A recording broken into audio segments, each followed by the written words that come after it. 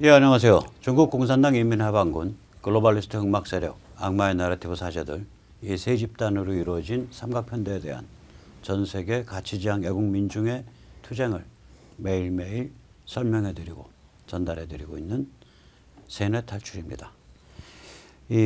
오늘은 어저께 말씀에 좀 이어서 그 경기대학교 이제 조성환 교수님을 모시고 지금 세계가 어떤 문명사적 전환기에 처해 있다는 거 한번 다시 정리하면서 한국이 어떤 상황인가, 그리고 한국이 이 불구덩이를 빠져나가려면 어떤 가능성이 있는가, 이런 말씀을 나눠보도록 하겠습니다. 안녕하세요. 네, 안녕하세요.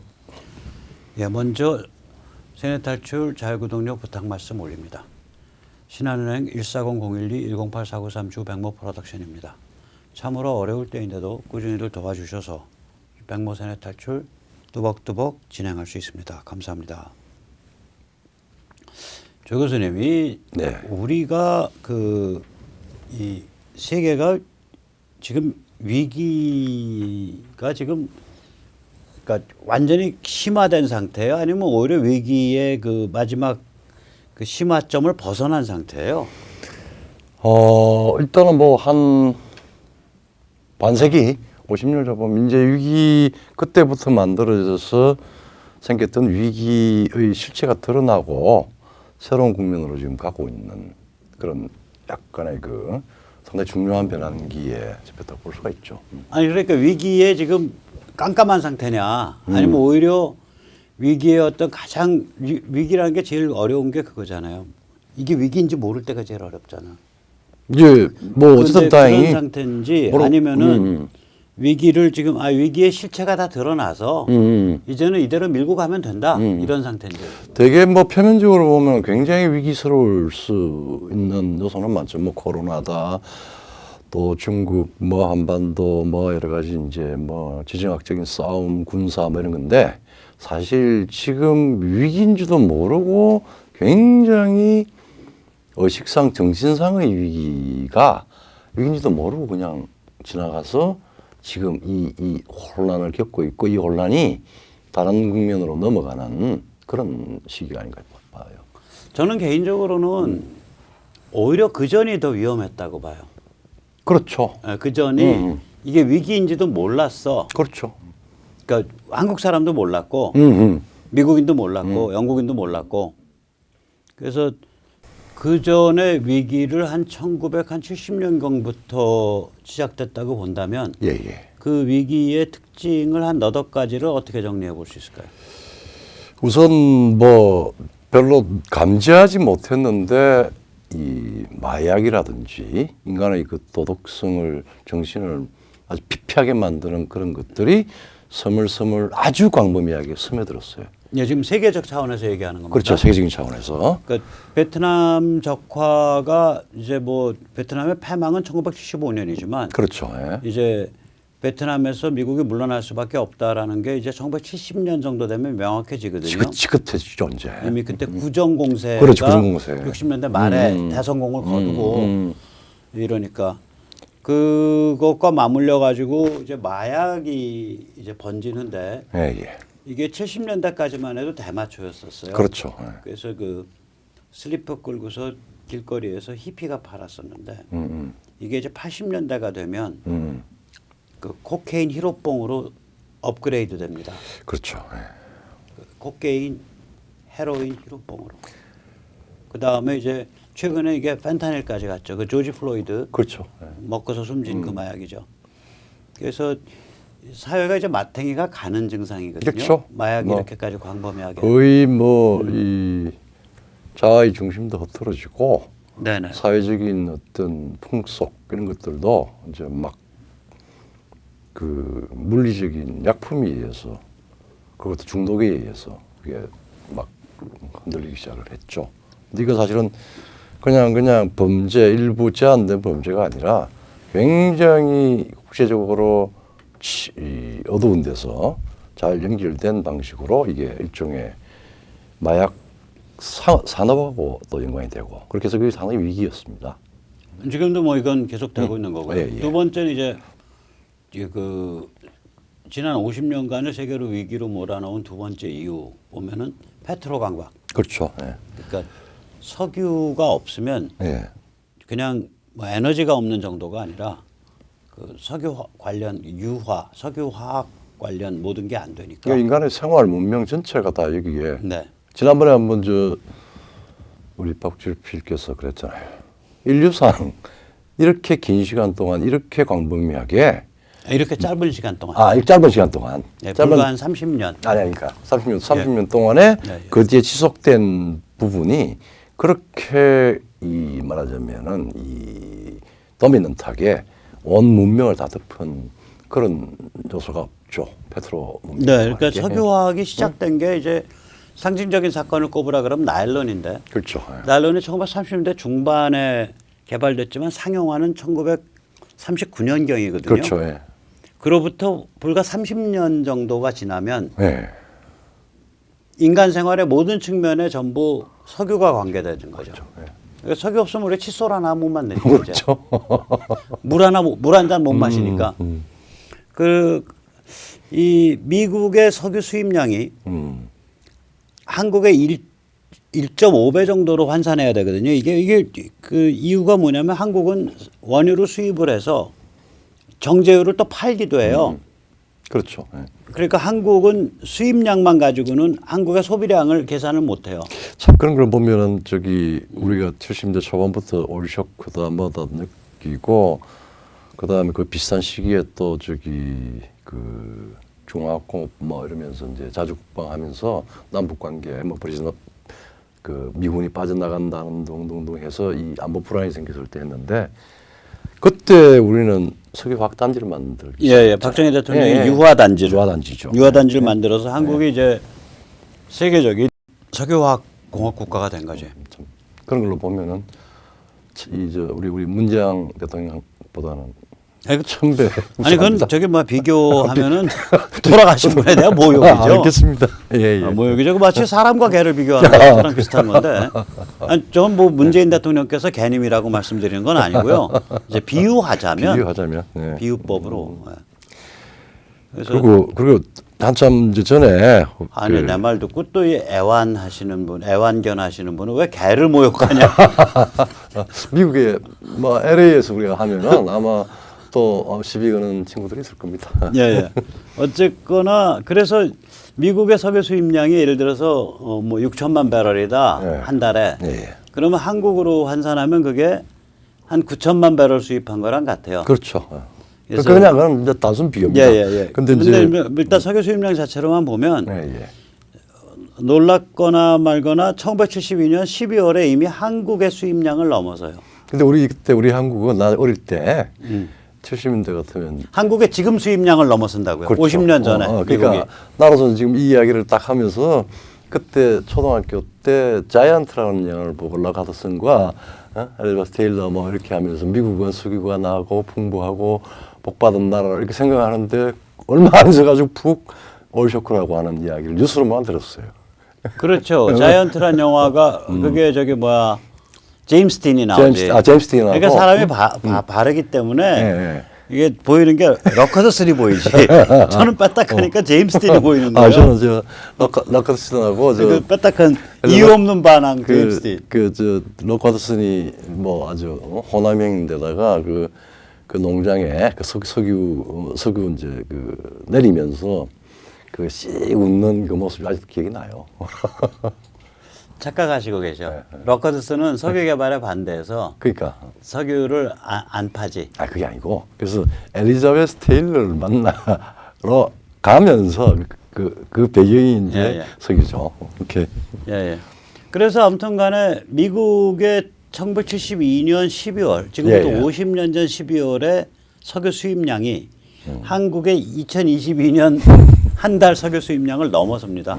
8,300만 배럴. 그러니까. 그런 다음에 2003년부터 2010년까지는 2003년에서 2010년까지는 한 달에 3억 배럴을 수입합니다.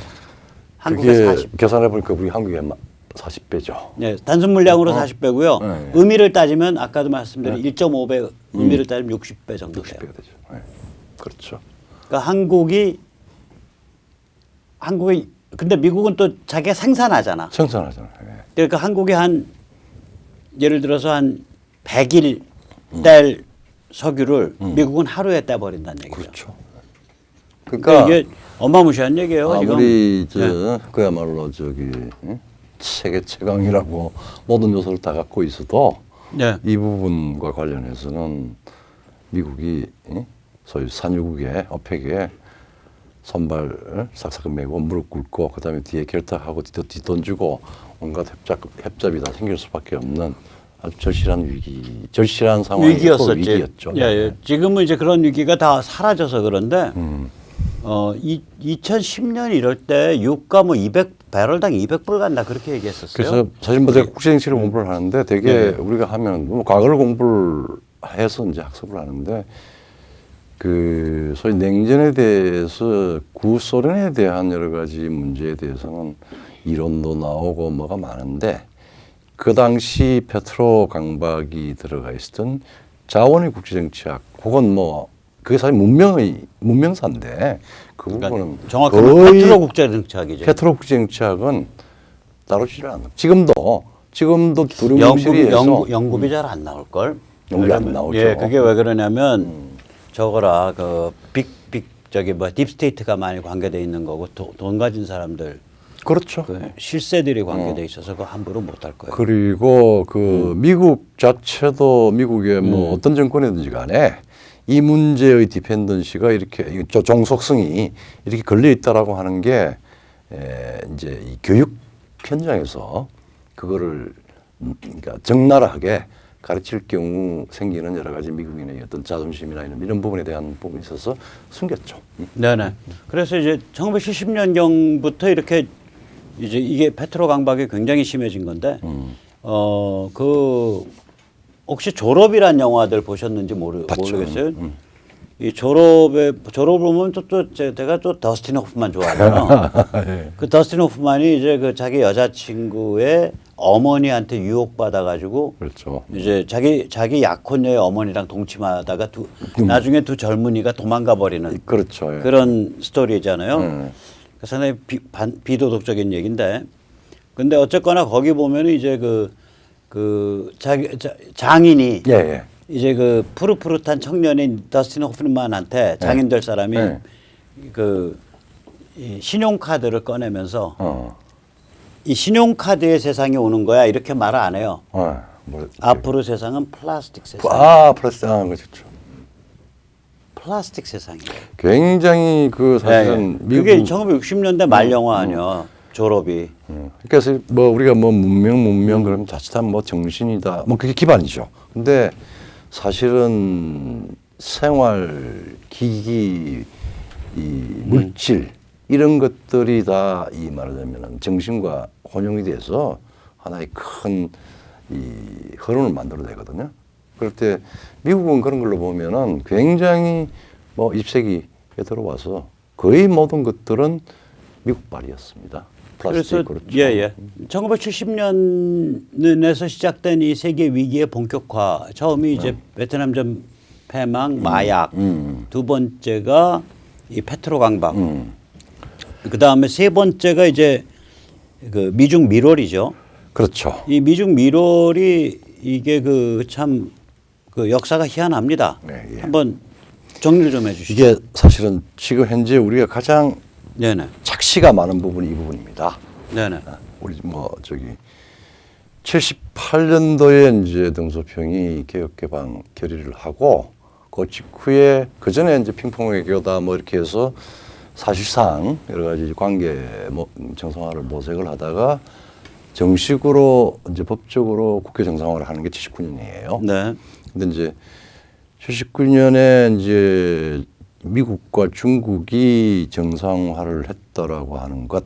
근데 거기에 대한 또 다른 또 반작용으로 이제 소련은 뭐 아프가니스탄으로 가고 뭐 이렇게 해서 상호작용이 있긴 했었는데 이때부터 80년도에 사실은 이제 중국이 시장화 혹은 미중 경제 교류를 하고 그래서 사실은 미국이 뒷배를 대줬죠.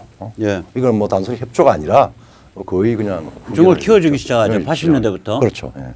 그래가지고 이 천안문 학살이 이제 지금은 이제 10,000명 이상 숨졌다라는 게 정설인데 그렇죠. 탱크에 깔려 죽은데 천안문 학살이 1989년도에 일어나는데 여름에 예, 예. 학살 끝나고 나서 몇 개월 지나지 않아서 그때 미국 대통령이 아버지 부시인데 바로 면죄부를 줘요. 그러니까 그래서 이제 백악관 핵심 멤버를 등소평을 가서 만나게 해요. 네. 이제 만나고 조금 예. 시간을 주고 뭐 그때 이제 최국 대우 철회라든지 그다음에 그때는 한참 인권 논쟁이 좀 있었습니다. 네, 근데 그게 다 쇼고. 다 쇼고. 예. 이제 실질적으로 그러다가 예. 이제 중국도 조금 내부적으로 뭐 예.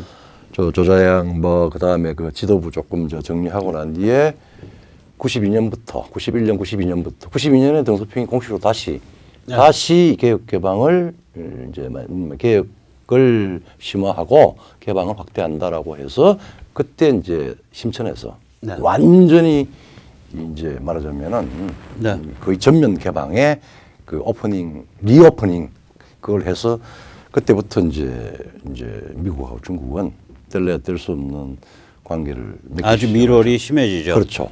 그렇게 해서 그게 이제 2001년에 미국 중국 사이에 무역 정상 무역을 영구적으로 지속한다라는 법률이 미국 법이 통과되고 그렇죠. 예. 그 해에 미국이 WTO에 특혜 자격으로 가입시킵니다. 그게 사실 그때 이제 그 할 때 미국은 이제 소련이라고 하는 아주 큰 상대가 이제 없어졌다라고 해서 이제 냉전을 유지하기 위해서 자기들이 조금 손해 봤다고 생각하는 그 농산물 우루과이 라운드를 거쳐가지고 네. WTO에서 이제 서비스까지 해가지고 이렇게 되면은 계속 미국이 세계 패권 혹은 뭐 좋은 놈이 왕도적인 패권이죠. 자유무역으로 네. 세상을 다 시장 체제로 다 통합을 할 수 있겠다라고 해서 이제 세계화라고 하는 이제 뭐 겉으로 보기에는 굉장히 좋은 거죠. 그렇게 해서 이제 됐는데 거기에 이제 중국이라고 하는 말하자면 에이전트를 이제 하기 위해서 WTO에 가입을 시키고 그것도 아주 개도국 지위라고 하는 특혜 가입을 미국이 적극적으로 지원을 했죠. 그때 이제 사고 친 사람들이 지금도 사고를 치는 거예요. 아들 부시 보면 지금도 트럼프 찍자 놓고 그러니까 그다음에 뭐 그림 그려가지고 노무현 그림 그려서 노무현 그 추모제에 나타나고 그러니까 그리고 그때 아들 부시가 대통령인데 저런 일을 하려면 이제 상원 외교위원장의 역할이 굉장히 큰데 그렇죠. 당시 상원 외교위원장이 바이든입니다. 바이든입니다. 참 그러니까 역전의 용사네. 그게 아니라 뭐라 그럴까? 그러니까 워싱턴 스왑프죠. 그렇죠, 늪이죠. 그 흙탕물, 흙탕물. 썩은 물, 워싱턴 썩은 물들이에요. 그렇죠. 그 다음에 이제 오바마쯤 되면 중국에 대해서 굉장히 비굴한 포지셔닝을 하는데 오바마의 포지셔닝은 오바마 행정부 때 국무장관이었다가 그 2012년 말에 국무장관 그만두고 2013년 초에 골드만삭스 비밀 연설에서 연설을 한 그 힐러리 말에 잘 드러나요. 그때 힐러리 연설에 몇 가지 포인트가 있는데 첫째 미국은 한반도 통일을 원하지 않는다. 왜냐하면 한반도가 통일되면 너무 강력해지기 때문이다. 그러니까 통일되면 이게 남한주도 통일인데 그렇죠. 그런 얘기. 그 다음에 이제 거기서 우리가 핵심적으로 볼 건 뭐냐면 북한과 중국 인민해방군을 컨트롤할 수 있는 건 중국 공산당 시진핑밖에 없다. 그러니까 굉장히 비굴한 자세예요. 힐러리가 2013년에 이게 이제 오바마의 그 도저히 이해할 수 없는 핵에 망측한 외교적 행보, 즉 이란 키워주고 그 다음에 이라크를 이란이 먹도록 내버려두고 실제로 그래서 이라크가 한때 솔레이마니 죽기 직전까지 이란의 그 손아귀에 들어가죠. 트럼프 때까지. 예, 그래서 이런 게 이제 그 위중 밀월이 이 정도로 심각해요. 그걸 이제 문제를 딱 제기하고 싸움을 붙은 게 트럼프죠. 그렇죠. 근데 사실 뭐 오바마가 참 비굴해진 거는 뭐 이제 중국이 부패적 침투, 돈 가고 이제 소위 매수하는 게 완전히 대량으로 전면화가 되고 공작원이다 뭐다 해가지고 모든 미국의 이스태블리시먼트, 이렇게 소위 제도권에 침투를 하고 그 다음에 그 이제 워낙 후진터 시기에 막 고도 성장을 시키고 그러니까 미국 국채라든지 뭐 해가지고 임밸런스가 미국하고 중국하고의 그 불균형이 심해지고 이런 이제 그런 국가적인 일도 있지만은 사실은 개인적으로 침투와 말하자면 굴종 이 부분이 뭐 이제 아직은 뭐 그 따끈따끈한 것들은 아니지만 표면적으로 중요한 것들이 나오고 있습니다만은 이 시대가 굉장히 미국으로서는 사실 굴욕적이고 어두운 시기였습니다. 피보트 A시아 뭐 이렇게 하고 뭐 리밸런싱하고 클린턴 대통령만 하더라도 군사적인 의미가 있는데 근데 그 중동과 동아시아에서 전쟁을 동시에 치를 수 있다라고 하는 군사적인 이제 힘 뭐 이런 걸 내세우게 되는데 이건 완전히 그 구호 비슷한 방식으로 해서 거의 중국한테 동아시아 동부가 혹은 동아시아 경영권을 거의 뭐 넘기다 주다시피 하는 그런.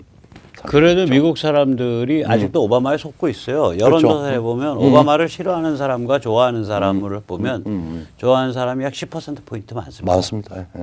예. 이제 우리가 이런 뭐 석유 문제, 페트로 문제라든지 그다음에 이제 이 미중 협조, 그 협조 상황에서 생겼던 여러 가지 이제 실질적인 중요한 요소들을 이제 우리의 입장에서 보면은 결코 오바마가 미국에서 혹은 뭐 다른 사람들한테 우리 한국 사람한테 겉으로 난 말 잘하고 달변이고 뭐 이런 것 위에 아주 어두운 구석이 그래서 저는 밝혀져야 될 문제들이 많이 있어요. 저는 이제 그 비슷한 것 같아요. 대중의 그 입맛이라는 게 저는 개인적으로 뭐 DJ 굉장히 싫어하는데 뭐 아마 여론조사하면 지금도 DJ 괜찮은 대통령이었다가 꽤 나올 거예요. 많이 나오죠. 많이 나온다고요. 자, 그다음에 이제 그러면 이제 70년대부터 지난 한 2000년대 2016년 7년 이 트럼프 등장 때까지 한 거의 50년 동안 진행된 이제 그 위기, 우리가 감지하지 못했던 위기, 실제로 굉장히 중요한 위기인데 하나가 가장 근본적인 것 같아요. 그 하나가 처음이 이제 마약 베트남전의 그 후유증, 또 마약의 범람, 두 번째가 이제 페트로 강박, 세 번째가 미중 밀월, 네 번째가 이제 불깨, 불깨 정신 문화죠. 이게 이 불깨라는 비유는 니체가 쓴 겁니다. 원래 그 헬하운드죠. 헬하운드인데 지금 이 그림에 보이는 저런 이미지로 보통 나타나죠. 그 지옥의 지옥의 상징이에요. 지옥 상징. 악마의 상징입니다. 이 1880년대 니체는 지옥의 불깨가 정신을 획득했다라고 말을 했습니다. 이때 정신이라는 건 결국 뭐냐면 계급혁명 철학과 사상을 뜻합니다. 그렇죠. 즉 다시 말하자면 세상에 대한 원한, 세상을 부셔버리겠다라는 그 에너지가 이념적으로 논리적으로 중무장했다는 뜻입니다. 그걸 니체가 1880년대로 말하고 그렇죠. 그건 뭐를 말하면 당시에 광범위하게 퍼지기 시작했던 그 마크시즘. 마크시즘요. 마크시즘이 나오기는 공산당 선언이 나온 건 1848년이지만 파리 꼬문이 터진 1871년 이전에는 듣보잡 스토리였고 파리 꼬문이 터진 1871년 이후에 퍼지기 시작해서 1880년쯤 되면 주요 정치 세력이 됩니다. 그렇죠. 공산당이 유럽 각국에서 그걸 얘기를 했어요. 자, 그런데 이제 그러면 이제 공산주의인데 이게 지옥의 불깨가 공산주의 이념 철학으로 무장을 했어요. 근데 이게 1960년쯤 되면 60년대가 되면 계급혁명과 공산주의로는 안 된다는 게 선진국에서는 다 알려져요. 사실상 이제 다 드러났죠.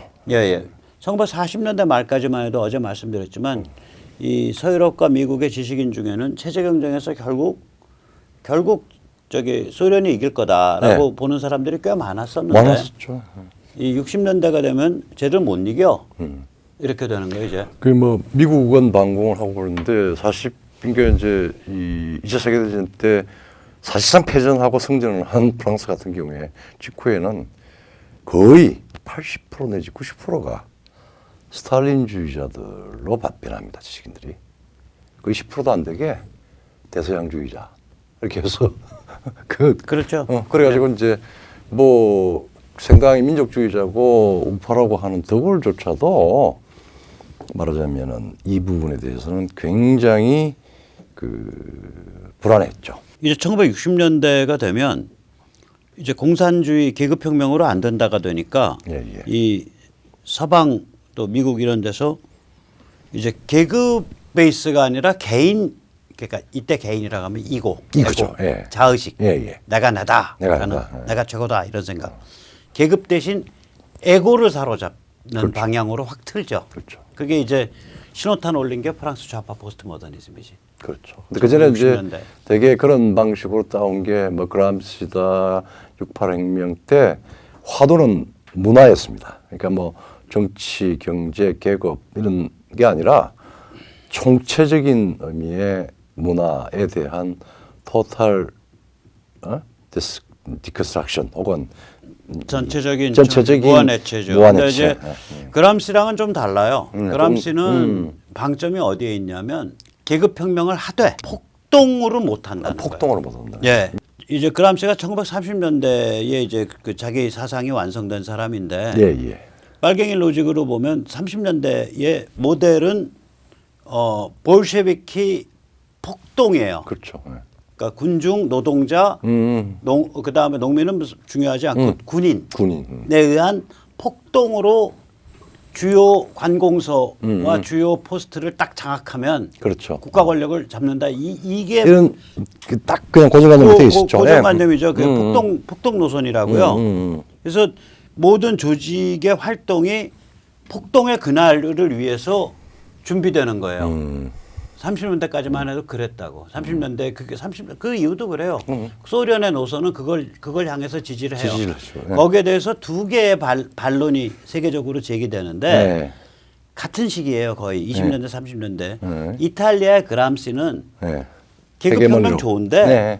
그런 식의 폭동이 아니라 문화 진지를 만들어서 만들고 헤게모니. 그래서 그게 힘을 힘을 길러야 줬죠. 된다는 힘을 거예요. 길린다. 네. 그 다음에 모택동은 계급혁명, 폭력혁명이 좋은데 그런 식의 도시폭동이 아니고 농민 반란을 공산화시켜야 된다는 그렇죠. 거예요. 공산 세력화시켜야 된다는 거예요. 그래서 이제 그람시에서 우리가 이제 주목할 점은 예.